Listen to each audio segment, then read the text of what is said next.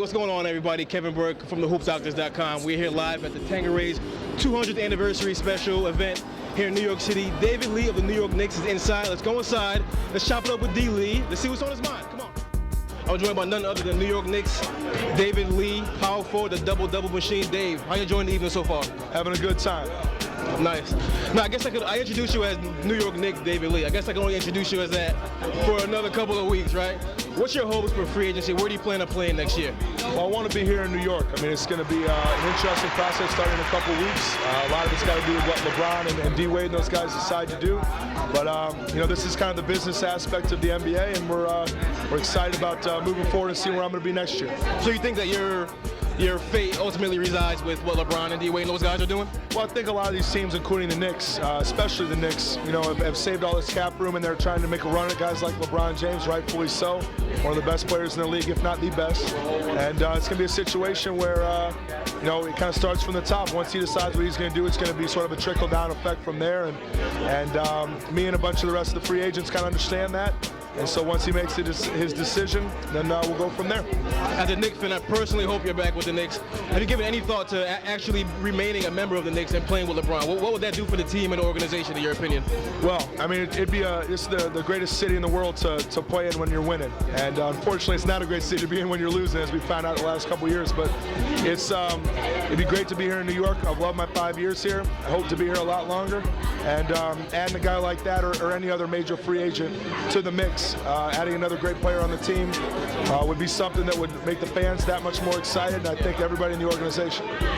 Congratulations on making your first All-Star appearance. It should have been your third All-Star appearance if it were up to me, but talk me through about the experience of making your first All-Star team. What was that experience like?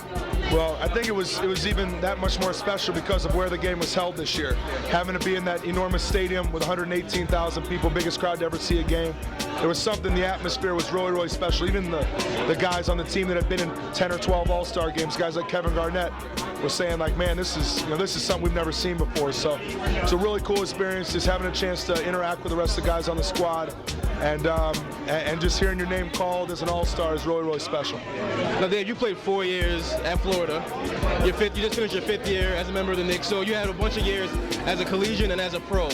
Now, a few years ago, your former coach, Billy Donovan, he accepted the Orlando Magic coaching job, then rescinded that, went back to Florida. Now, we just saw Tom Izzo from Michigan State offer the Cleveland Cavaliers coaching job and ultimately went back to Michigan State. In your estimation, why do so many college coaches have a tough time making that transition from the college game to the NBA? You played on both levels for a couple of years, so what's your take on that? Well, I think the biggest part of it is sort of the unknown for those guys. I mean, you saw guys like Pitino and Calipari try it in the past and had some success, but also had some failure. And I think it's just because the two games are so different. You know, I think the college game is a lot about the coaches, and the coaches get a lot of recognition.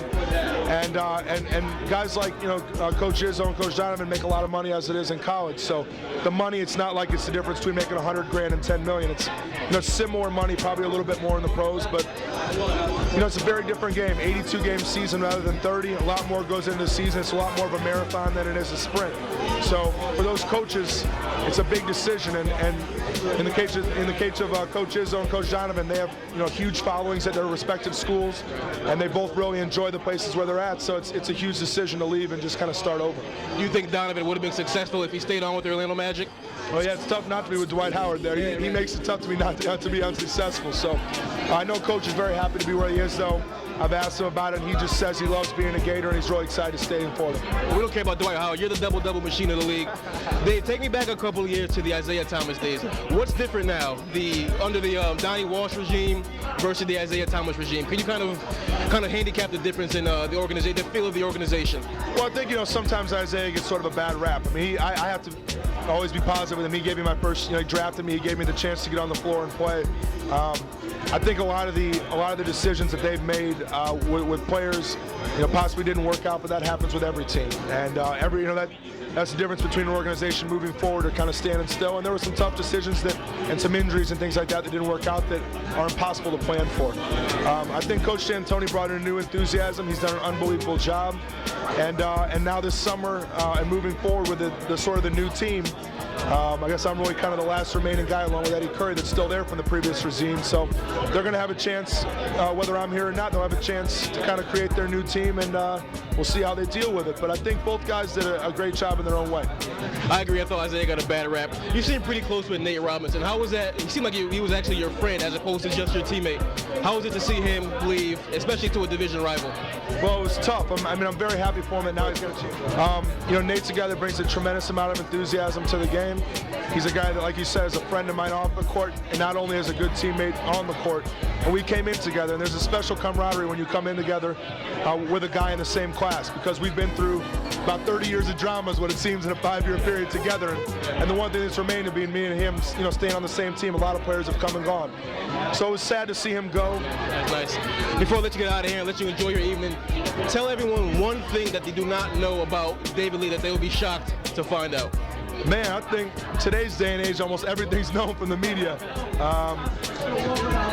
You know what? I'm not sure.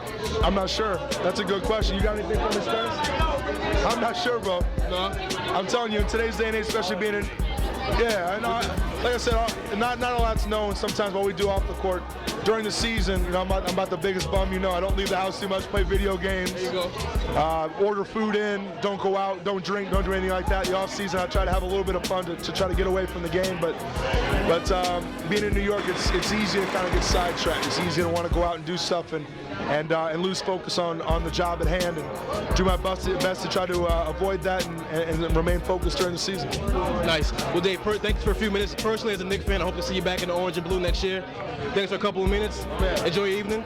Kevin Burke signing off. Take care.